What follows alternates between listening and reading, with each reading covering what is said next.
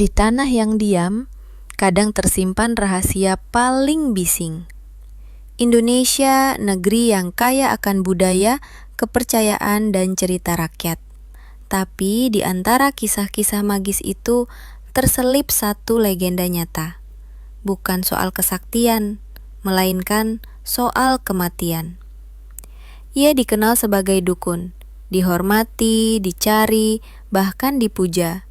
Tapi siapa sangka, tangan yang memberi harapan itu telah mengubur puluhan jiwa dengan tenangnya sendiri.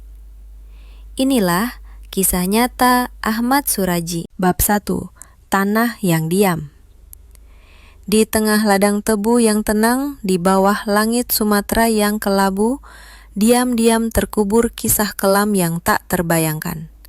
Tak ada yang menyangka bahwa di antara suara jangkrik dan semilir angin malam, seorang pria menyimpan rahasia berdarah selama lebih dari 1 dekade.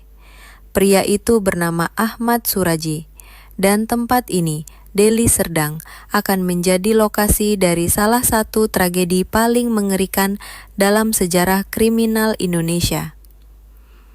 Pada pagi hari tanggal 24 April 1997, bau busuk dari tanah mengganggu para petani di kebun tebu.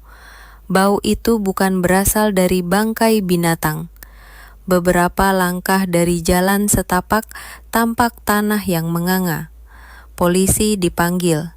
Di sanalah jasad seorang perempuan muda ditemukan, membusuk dengan wajah ditutup kain dan tubuh dalam posisi tegak terkubur setengah badan. Ia adalah Sri Kemala Dewi, seorang wanita berusia 21 tahun yang terakhir terlihat menuju rumah seorang dukun terkenal di kampung itu. Sejak itulah tanah yang diam mulai berbicara. Bab 2. Bayangan Sang Dukun. Ahmad Suradji lahir pada tahun 1949 di Pasarongkat, Sumatera Utara. Ia tumbuh dalam keluarga sederhana, namun dihormati karena garis keturunan dukun. Sejak kecil, Suradji telah melihat ayahnya melakukan ritual tradisional. Api unggun, asap kemenyan, bisikan-bisikan malam menjadi bagian dari masa kecilnya. Ayahnya dikenal sakti dan masyarakat percaya ia mampu menyembuhkan, menolak bala, bahkan melancarkan rezeki. Saat remaja, Suradji mulai menunjukkan ketertarikan serius pada dunia spiritual. Ia tidak banyak bicara, tapi pengamat, ia memperhatikan. Dan ketika ayahnya meninggal, Suradji merasa menerima warisan ilmu, bahkan lebih, sebuah panggilan mistik. Menikahi 3 perempuan, semuanya bersaudari, Suradji membangun reputasi sebagai dukun paling dicari. Setiap hari, orang datang ke rumahnya membawa harapan. Perempuan muda ingin suami setia. Ibu rumah tangga ingin bisnis laris. Tak sedikit yang datang hanya untuk perlindungan dari nasib buruk. Kepada mereka, Suradji tidak hanya menawarkan jampi, tapi ritual khusus. Dan semua percaya. Hingga suatu malam, ia bermimpi. Dalam mimpinya, ayahnya datang, berdiri di tengah ladang, mengenakan pakaian putih, dan berkata, "Jika kau ingin kekuatanmu sempurna, minumlah air liur dari 70 wanita." Bagi sebagian orang, itu hanya mimpi. Tapi bagi Suradji, itu wahyu. Bab 3. Ritual berdarah. Mulai tahun 1986, satu demi satu wanita muda mulai hilang. Mereka terakhir terlihat menuju rumah Suradji.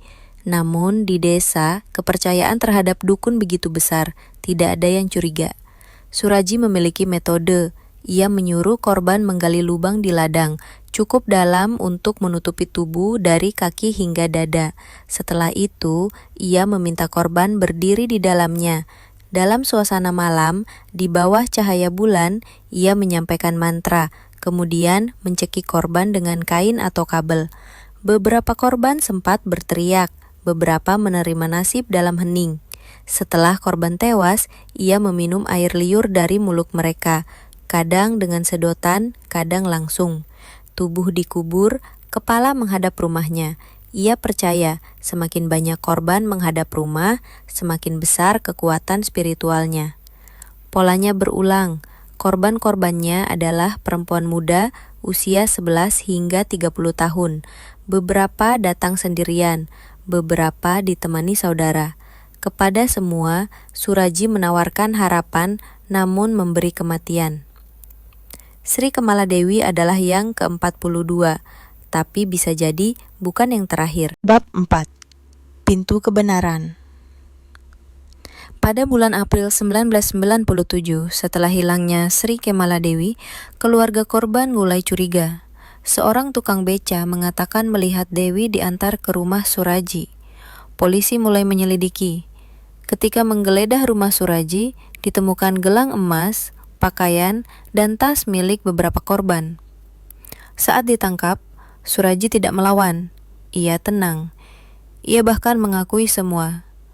Dalam ruang interogasi, ia menyebut angka 42 wanita. Ia membunuh mereka semua, satu demi satu, dengan tangan sendiri. Ketika ditanya mengapa, ia menjawab, "Saya hanya menjalankan perintah." Lebih mengejutkan lagi, istri pertamanya, Tumini, ternyata mengetahui sebagian dari perbuatan itu. Bahkan dalam beberapa kasus, ia membantu menutupi jejak. Dunia pun terkejut. Dukun yang mereka percayai adalah pembunuh berdarah dingin. Dan rumah ritual itu adalah rumah kematian. Bab 5. Kepercayaan yang membunuh. Dalam persidangan, Suraji tidak menampakkan rasa bersalah. Ia duduk tegak, menjawab pertanyaan dengan nada datar. Ia mengulang kisah tentang mimpi ayahnya. Ia menyebut para korban sebagai jalan takdir. Para ahli psikologi menyebutnya memiliki delusi mistik. Tapi bagi sebagian orang di desanya, ia tetap dukun. Aneh tapi nyata. Bahkan setelah ditahan, ada yang masih mengirimi dia surat untuk meminta tolong. Suraji menjelaskan, setiap kali ia meminum air liur korban, ia merasa lebih kuat. Ritual itu menurutnya memperpanjang umur dan menambah kesaktian. Ia percaya kalau ia berhasil mencapai 70 korban, ia akan menjadi dukun paling sakti senusantara. Ia hanya sampai pada 42. Dalam ruang kecil penjara, ia menulis doa, membaca Quran, lalu bermimpi lagi. Tapi kali ini, mimpinya tidak membawanya pada kekuatan. Ia tahu waktunya habis. Bab 6. Akhir di balik tembok. Vonis hukuman mati dijatuhkan pada April 1998. 3 kali ia mengajukan banding, 3 kali ditolak. Pada 10 Juli 2008, setelah 10 tahun di penjara, Ahmad Suraji dieksekusi mati oleh regu tembak. Ia ditembak 3 kali. Dada kirinya tertembus peluru. Ia meninggal di lapangan kosong dekat lapas Tanjung Gusta, Medan. Tidak ada upacara, tidak ada tangis, hanya tanah. Tumini, istrinya, dipenjara seumur hidup. Rumah tempat ritual berubah jadi reruntuhan. Tidak ada lagi yang datang meminta nasihat. Tidak ada lagi dupa, hanya sunyi. Bab 7. Kubur yang masih terbuka. Meski 42 mayat telah ditemukan, lebih dari 80 keluarga mengaku kehilangan anggota keluarga dengan ciri serupa. Beberapa percaya ada korban lain yang belum ditemukan. Ladang tebu itu kini ditumbuhi semak. Tapi bagi sebagian warga, tanah itu masih berbicara.